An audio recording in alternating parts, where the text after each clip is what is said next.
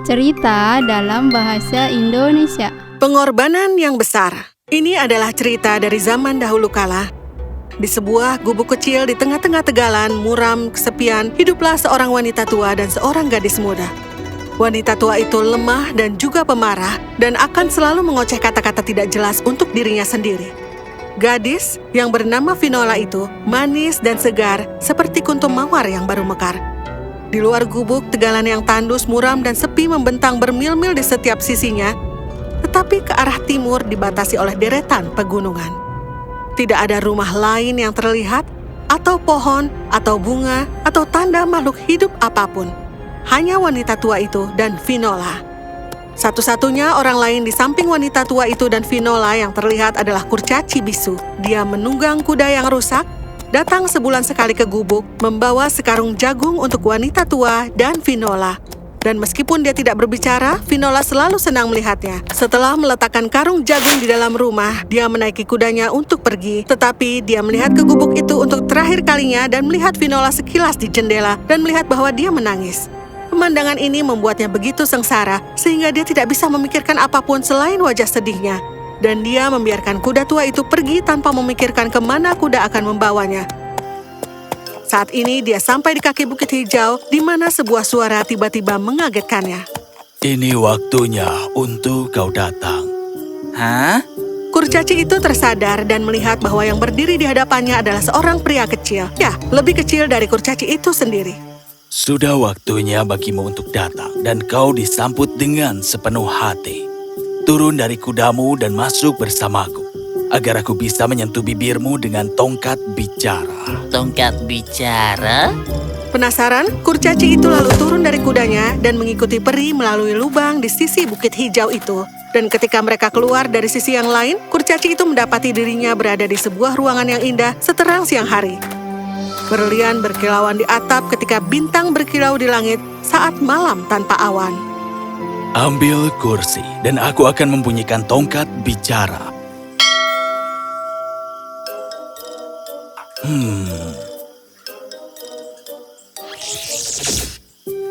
Bicaralah. Tapi,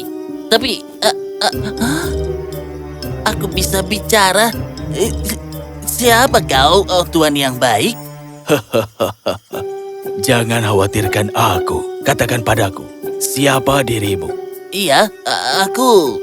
Kurcaci itu berhenti sejenak karena tiba-tiba terpikir olehnya bahwa dia tidak tahu siapa dirinya. Dia tidak memiliki ingatan, tidak ada ingatan tentang masa lalunya. Aku tidak tahu. Yang aku tahu adalah aku bekerja untuk raja, dan setiap bulan aku harus mengantar sekantong jagung ke sebuah gubuk di tegalan yang sepi.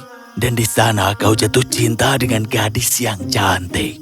Namanya Finola, dan dia adalah wanita tercantik yang pernah aku lihat. Tapi hari ini, aku melihatnya menangis, dan hatiku sakit. Kau jatuh cinta padanya? Benar.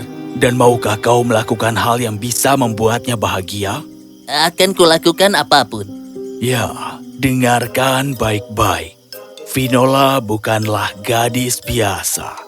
Dia adalah seorang putri. Putri Finola yang dibuang ke tegalan yang sepi oleh raja, tuanmu.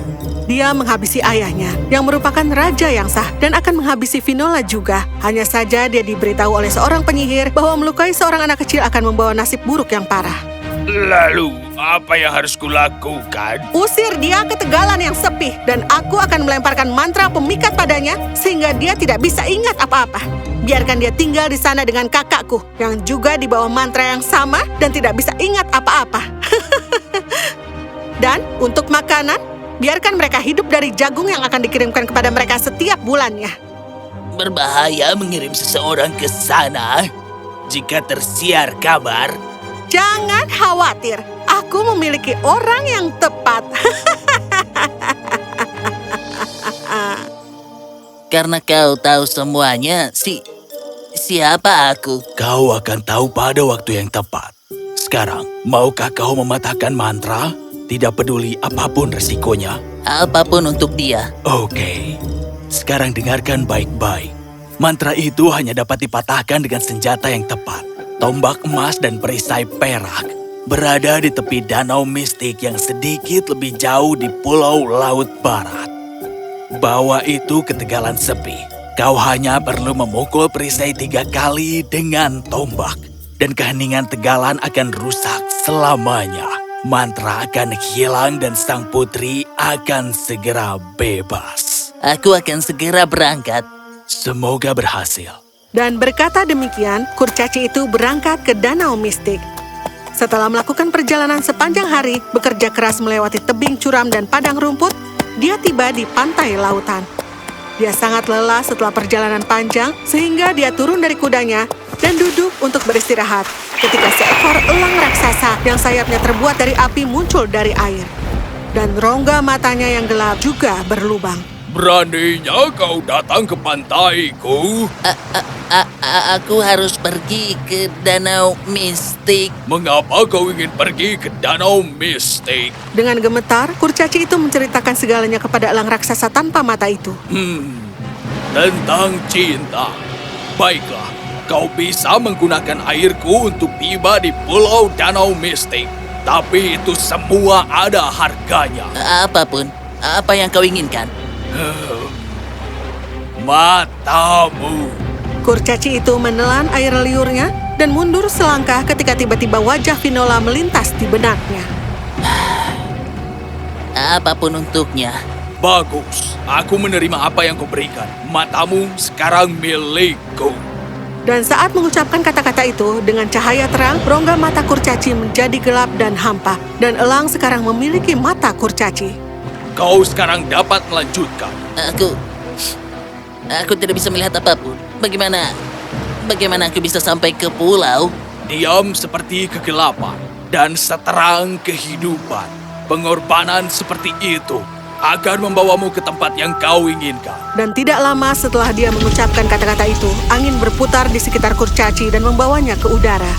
Dunia berubah di sekitar kurcaci yang tidak bisa dia lihat, dan sebelum dia sadari, dia jatuh ke tanah dan dia pingsan. Di sana dia terbaring tak sadarkan diri sampai matahari terbenam dan kemudian terbit lagi. Dan kemudian dia membuka matanya dan langit biru menyambutnya dengan cahaya terangnya. Aku bisa melihat. Dan saat dia berbalik, dia melihat perisai perak seterang matahari bersandar pada tombak emas yang berdiri tegak di tanah. Kurcaci itu melompat dan berlari menuju perisai. Dia melihat dirinya seolah-olah dalam cermin. Dia melihat dia bukan lagi seorang kurcaci, tapi seorang kesatria yang gagah perkasa. Dan pada saat itu ingatannya kembali kepadanya. Dia tahu bahwa dia adalah Konal, salah satu dari kesatria cabang merah. Dan dia ingat bagaimana mantra kehilangan ingatan, kebodohan, dan kelainan bentuk telah dilemparkan kepadanya oleh penyihir yang cintanya telah dia tolak. Mengayunkan perisainya ke lengan kirinya, dia mencabut tombak dari tanah, dan tidak lama setelah dia melakukan itu, dunia di sekitarnya berubah sekali lagi, dan dia sekarang berada di tepi laut tempat kudanya. Seekor kuda jantan agung bernama Blazer menunggu dia. Blazer, kudaku. Ayo pergi. Lebih cepat dari angin, kuda yang gagah itu terus melaju, dan tidak lama kemudian dia melompati rawa yang tersihir. Ketika dia sampai di gubuk, dia memukul perisai dengan tombak 3 kali, dan tiba-tiba dari tanah, rumput dan bunga tumbuh, dan pohon-pohon besar dengan cabang-cabang berdaun tumbuh di setiap sisinya. Itu tampak seperti padang rumput yang indah, dan gubuk berubah menjadi rumah kecil yang indah, dan dari sana keluar penyihir Elena yang tidak terlihat tua lagi, tetapi anggun dan tenang seperti saudara perempuannya. Aku datang ke sini untuk menjemput Putri Finola, pewaris sejati untuk... Tapi dia tidak bisa berkata-kata ketika Finola muncul dari rumah, tampak lebih cantik dari sebelumnya. Kau memecahkan mantranya, dan sekarang kita mengingat semuanya. Terima kasih untuk semua yang telah kau lakukan. Aku akan mengurus segalanya sekarang. Ayo, Putri, kita harus segera pergi sekarang. Tidak, aku tidak percaya padamu. Dia akan pergi denganku. Diam. Jangan berbicara seperti itu kepada penyihir Elena, karena dia adalah ibu baptisku. Lagi pula, siapa kau sebenarnya? Terkejut, Konal lalu menceritakan semuanya. Oh, aku minta maaf. Terima kasih. Terima kasih untuk semua yang telah kau lakukan. Aku menghargainya. Kami sekarang akan meminta izinmu, kesatria yang baik hati. Elena mengetukkan tongkatnya ke tanah, dan seketika itu juga sebuah kereta keluar dari antara awan. Itu mendarat di tanah, dan keduanya mulai berjalan mendekati. Berhenti. Ya,